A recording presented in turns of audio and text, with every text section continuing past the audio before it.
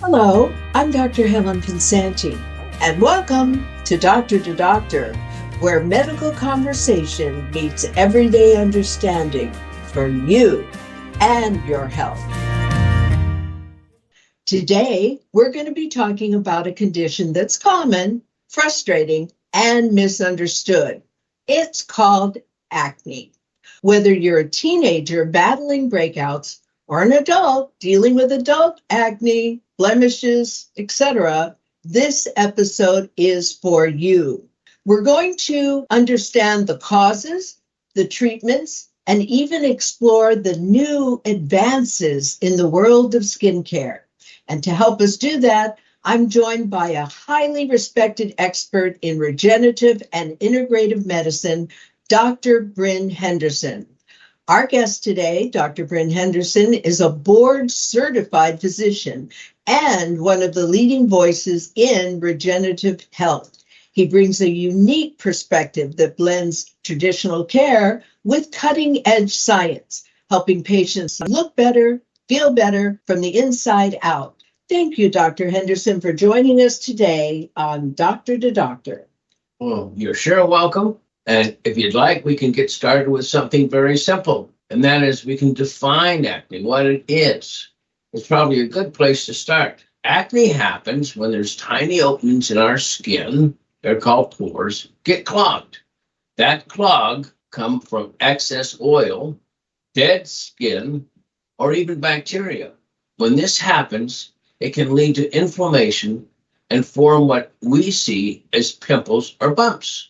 So, what's the basic classic form of an acne lesion?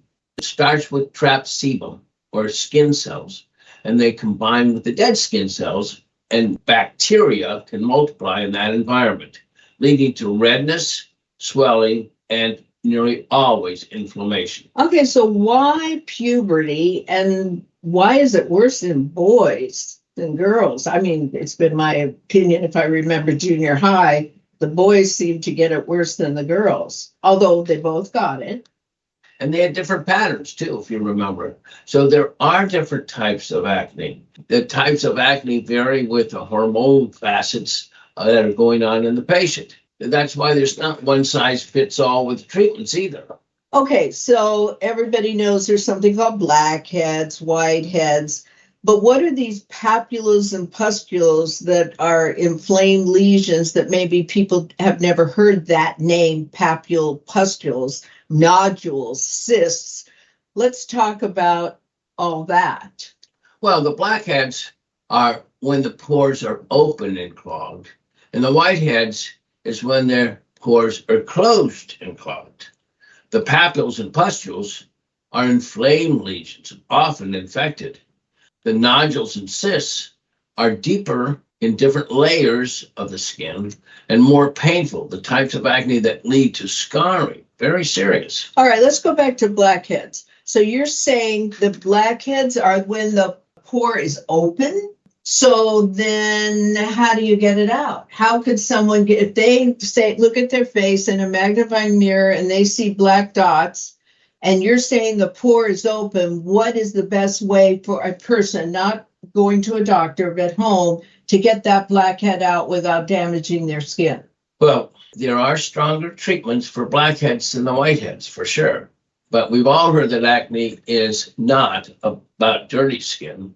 In fact, the opposite is true. Usually is because you clean it too much. And that's a big myth that we hope we can stifle during this discussion. Acne doesn't happen because someone's dirty. In fact, washing too aggressively or using harsh soaps make it worse. It's more about oil production, the hormonal basis, and genetics. So no, poor hygiene is not a cause.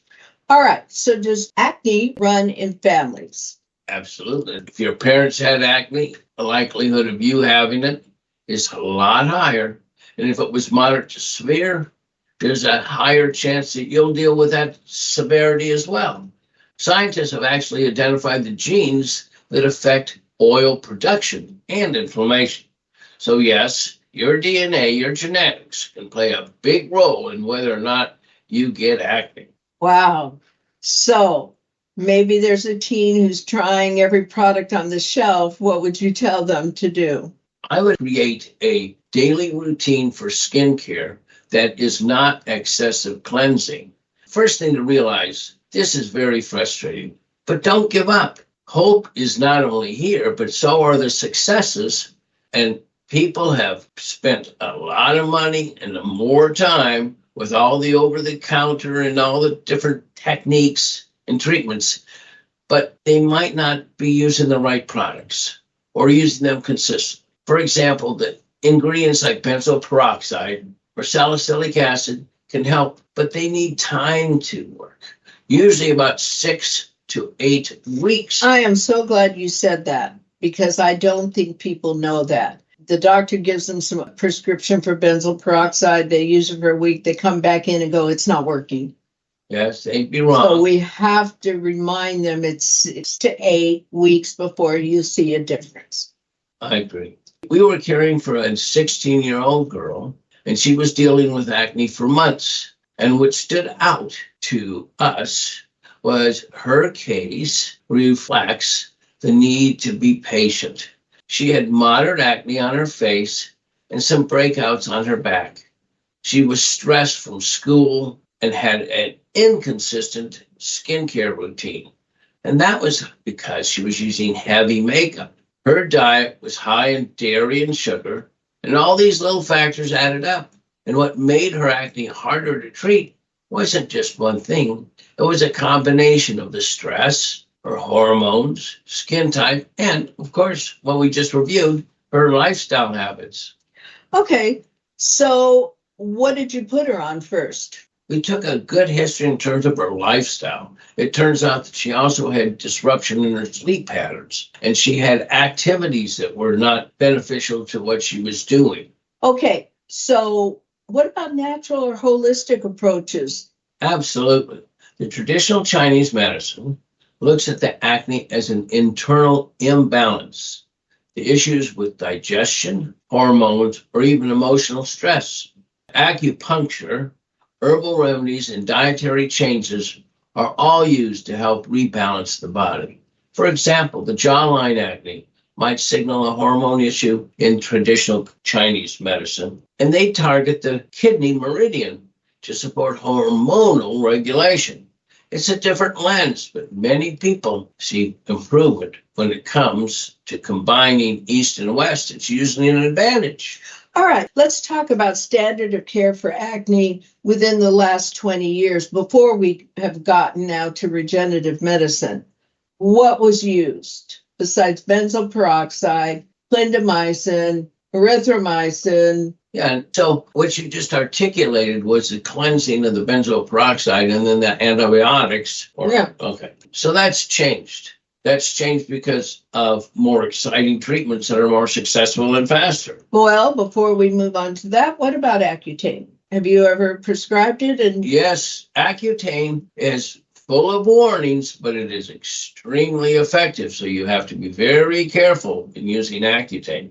Well, I've used Accutane before, but I gave it up because, as my children would say, the kids that were in their high school that were on Accutane were cuckoo for Cocoa Puffs. In other words, it had so many mental side effects. They could actually identify their high school peer who was on Accutane without knowing it because there was certain mental things. So now let's jump ahead to the latest and greatest regenerative medicine for acne. Well, that begins usually with some platelet-rich plasma, where you take a sample of your own blood, so there's no reaction. It is concentrated with healing factors, growth factors, and the big thing about it is it grows new vessels, so it helps healing. And it, of course, reduces inflammation as it increases the circulation and repairs the acne and even some of the scars. Okay, so do you inject it into the pimple itself? Like if someone has, you were talking about acne along the jawline, would you come in and inject along the jawline, or are you doing each individual lesion? I've seen it done both ways, but most of the time you minimize the injections and fan the area in that layer of skin. Okay. And then moving on to peptides. Well, peptides are like your natural defense proteins.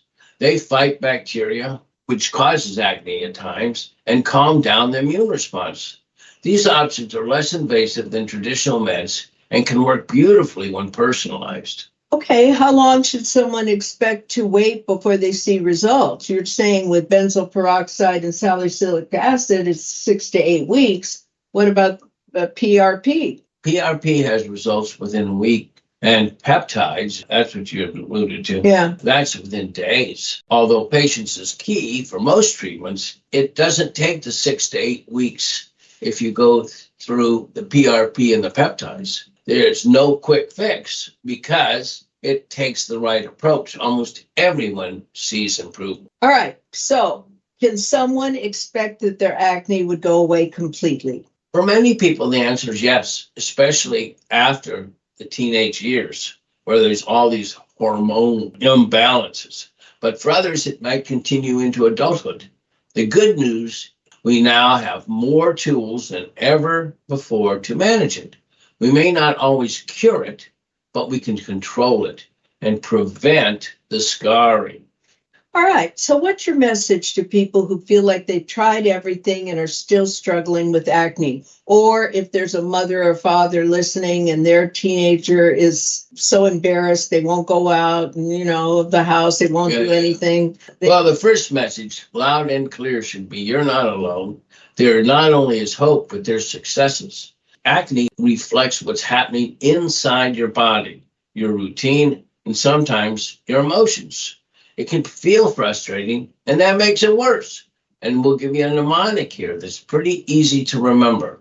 It's called clear skin. All right, let's start. C stands for? Cleanse gently. L.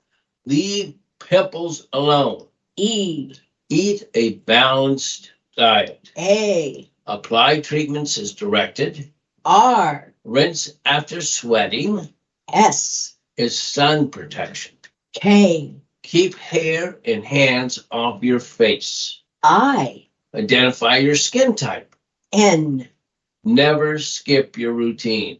These are small steps, but together they build momentum and help patients take control of their skin with confidence and their health. Well, we've certainly learned a lot today that acne is common and it's something you don't have to live forever with. And with good care, the right support, and understanding, healing is absolutely possible. So, Dr. Henderson, thank you for sharing your expertise with us today. The conversation has really given us a bigger picture when it comes to acne, that it's not just a skin issue, but can affect confidence, health, quality of life, and other parts of our body. If you or someone you love is struggling with acne, remember you're not alone and there are solutions.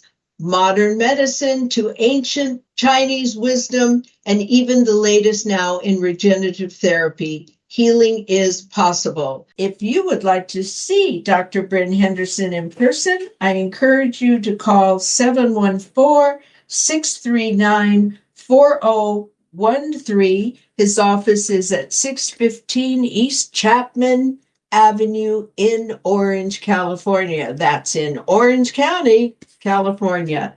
And if you'd like to get in touch with me, go to my website, www.askdrhelen.com. That's www.askdrhelen.com. Until next time, I'm Dr. Helen Pinsanti. This is Doctor to Doctor, where real doctors share innovative information to bring hope to you for your health. Join us next time. Bye for now.